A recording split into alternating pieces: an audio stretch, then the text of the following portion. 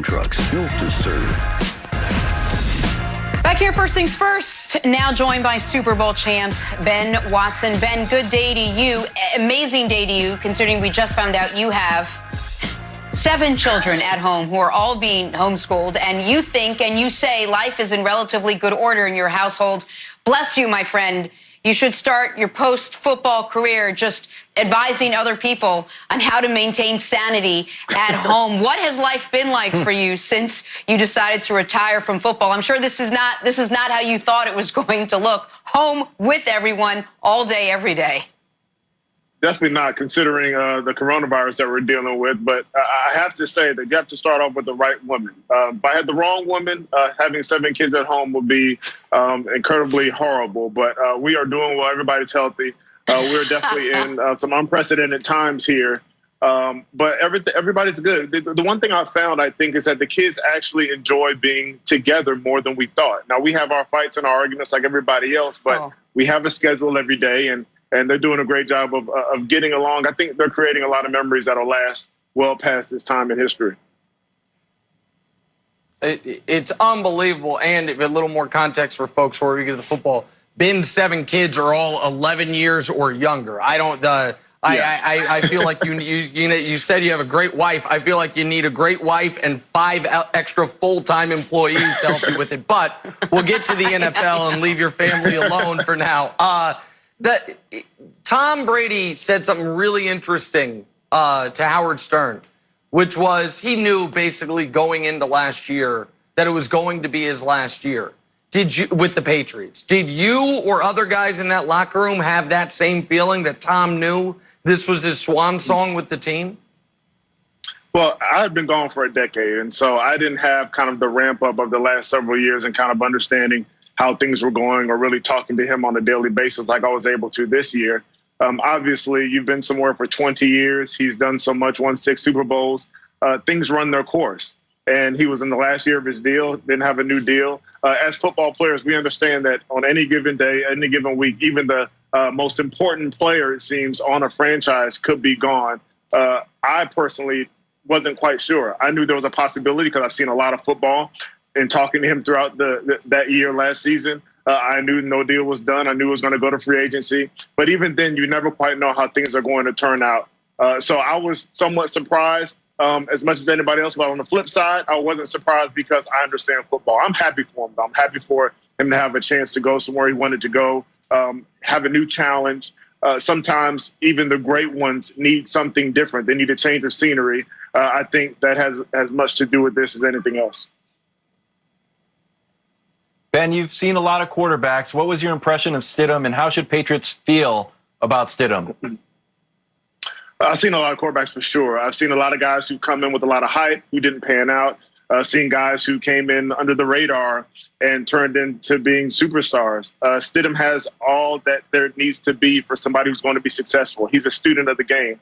You hear that a lot, but what that really means is that when we're in the meeting rooms, he's paying attention. When they're in the quarterback room, he's paying attention. When he's on the field, he's taking instructions from the coaches. He's able to disseminate information to the guys in the huddle. He's able to encourage them and kind of go through the minor details about route running, about reading coverages, all those things. And he's eager to learn, and he has a certain humility about him with confidence. And so he had a chance to learn under arguably the greatest quarterback to play the game. And so he soaked that in for a year. Patriot fans should be confident that he wouldn't be in that room if Coach Belichick didn't think that he could help the team. You just made Wild very happy. All right, Ben, I'm going to put you on the spot here. I feel great. You played alongside Brady and under Bill Belichick. Who do you think was more responsible for the Patriots' success, Tom or Bill? Yeah, what came first, the chicken or the egg? That's a great question, and I think it was obviously a combination of both. It's obviously a combination. You can't separate the two and expect the same sort of success that they had. They each play different roles. Now, then the next question is obviously who's going to be most successful when they leave and separate where they are now. I think they both will be successful to some extent, but I don't think they will accomplish near the success that they had together. This was the perfect storm at the perfect time with the perfect hungry player who got an opportunity because somebody got hurt, and then you've got this defensive genius and also a guy who doesn't show partiality to players no matter who they are. They were the perfect blend at the perfect place with the right ownership to have this sort of success. They wouldn't have been as successful apart from each other. Ben, I want to follow up on something you said there at the very end, which is part of what makes Belichick Belichick and so successful and so great is that, as you put it, he doesn't show any partiality towards anyone based on past performance. It's always about what you can do next and what's best for the team through his eyes. But I would imagine for certain players who feel they have graduated past that, they have earned a little more than just being a number on a spreadsheet. That could rub them the wrong way. You're also one of the most educated, intelligent athletes I've ever encountered. So I'm sure you understand it from a logical perspective, but from a human perspective, it can still be wounding. How do guys deal with Belichick's very cut and dry, almost maniacal nature when it comes to crafting the team? And have you seen guys say, man, I saw it happen to other people. I didn't think it would happen to me.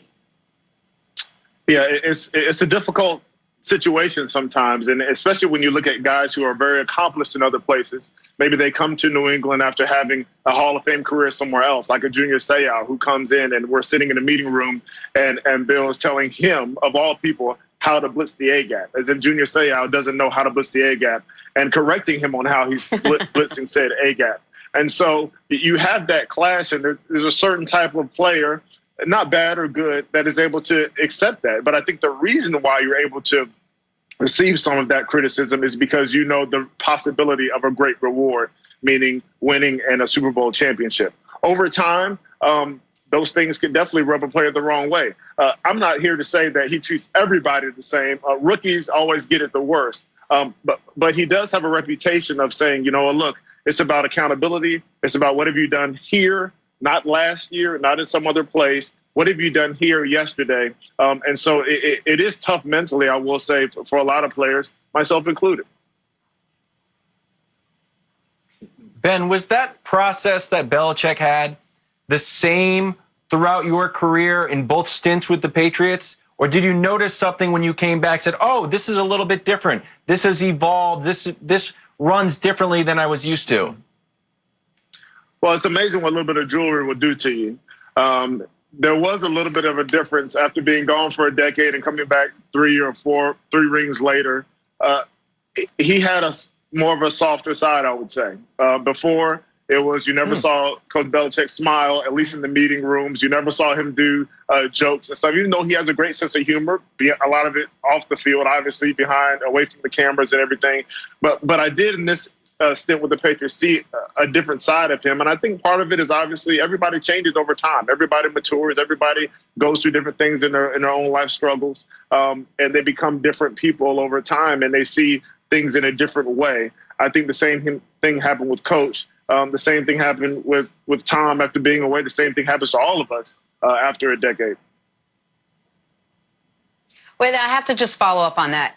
You think that Belichick got a little lighter, a little softer, a little funnier, at least off camera? Give us something. Give us a Bill Belichick story that none of us would know. All we know are the 4 words he usually gives us at a press conference. You've been with the guy. Give us something to give us a little insight into Bill Belichick. Yeah. Well, rookies always do well. Actually, it's kind of changed now throughout the NFL, but there was a tradition that rookies always did, rookie shows. During training camp, rookies come in. About halfway through, they either have to do a joke, they have to sing their school fight song, they have to do some sort of show put together. And this year, coming back, I don't know how long he's been doing this, but it was new to me because this is my first year being back after a decade. We divided into teams, and Coach Belichick actually participated in a rookie team show of entertainment. He was on the stage telling jokes, making fun of other people, making fun of himself, having a great time. And it doesn't mean that he still didn't demand the utmost respect. It still didn't mean that he still held the standard very, very high when it came to how we performed on the field. But there was a sense of humor there and kind of let your hair down type deal that I really appreciated, that I don't think, well, actually I know, wasn't the case before.